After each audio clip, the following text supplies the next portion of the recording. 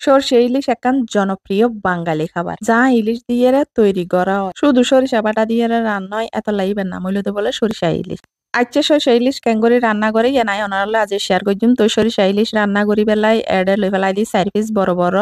ইলিশ মাছ বালা করি ধুইয়ে এখন কিনি করি লবণ দি একখানা করি অলৈতুর গুড়ি দি লবণ অলৈতুর গুড়ি মাখিয়ে কিছুক্ষণ রাখি দিম 10 মিনিট 5-10 মিনিট রাখি দিম 5-10 মিনিট নলাখিলে 5-7 মিনিট মতো রাখি দিম যাতে লবণী ব্যবসব করে।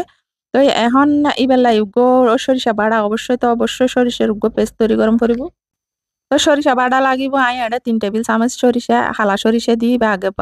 লাল সরিষা আর কি ইন আগে ভিজে রাখকে এখন মিক্সিং জারত লই ফেলাই এখন দিম দে 3 কাঁচামরিচ এরপরে দিম দে লবণ তো কাঁচামরিচ লবণ অবশ্যই দিয়ে এইবার দিয়ে বাড়ম করিব নইলে তিতই বুতি তেলে কিন্তু হা যাইতো নু তো কাঁচামরিচ লবণ সরিষা বাটা সমান দি কাঁচামরিচ লবণ অবশ্যই দিবেন কাঁচামরিচ লবণ দিয়ে যদি বাড়ান এক ফোঁড়াই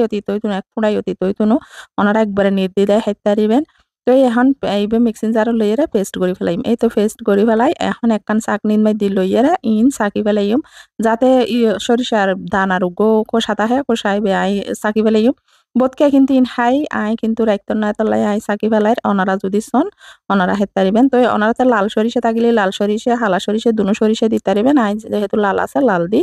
লাল আরও লইদ্য সরিষা দুই রকম তাহে আর কি তো ইন্দুগো সসপ্যান লই ফেলাই সসপ্যানের মধ্যে দি ফেলাই দি 2 টেবিল চামচ সরিষার তেল তো যেহেতু সরিষা ইলিশ অবশ্যই সরিষার তেল দিয়ে মরিব তো আদা চা চামিচ দি ফেলাই দিয়ে হাইলে জিরা মানে কালো জিরা দিবে হইবে আর কি তো এই আদা চা চামিচ ওলই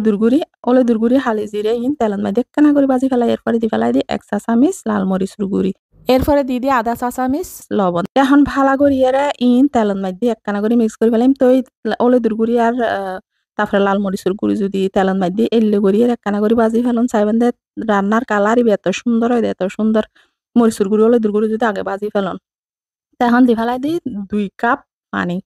2 কাপ পানি দিয়ে এটা কিন্তু পেঁয়াজ রসুন আদা কিছু দিয়াম ফেতুনো যেহেতু সরিষা ইলিশ সরিষার গ্রান নভাইবেন আদা রসুন দিলি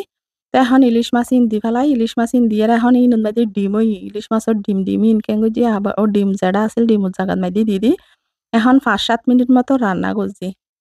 5-7 মিনিট রান্নার পর এখন সরিষা বাটা জিবে রাখি ইন এখন দি আস্তে করি দিয়ে এখন ওই বলে দুইয়ের একটা করে পানি দি বেশি দি দিয়ে একটা আস্তে আস্তে নাড়ি দিয়াম পরিব কিন্তু একদম কেয়ারফুলি লাড়ম পরিব যেহেতু ইলিশ মাছ গরম তাপ বাজানোর সাথে সাথে একদম নরম হয়ে যাইব ভাঙ্গি যাবে সম্ভাবনা আছে তো আস্তে আস্তে লাড়ি দিয়ে এখন ডাকনা ডাকিয়ে আগে কাঁচামরিচ দি দিম 500 কাঁচামরিচ দিয়ে এখন ডাকনা ডাকিয়ে রান্না করছুম আরো 5-7 মিনিট মতো চুলার আঁচ কমাই দিয়ে রান্না গরম করিব তো 5-7 মিনিট যাতে হয়ে গিয়ে এখন ইন একখানা করে উল্টে দিম প্রথমে উল্টে নো দিয়াই ফার্স্ট উল্টে নো দিয়ে এখন উল্টে দিম আস্তে আস্তে কিন্তু উল্টম করিব যাতে নভাঙ্গে মতো আর কি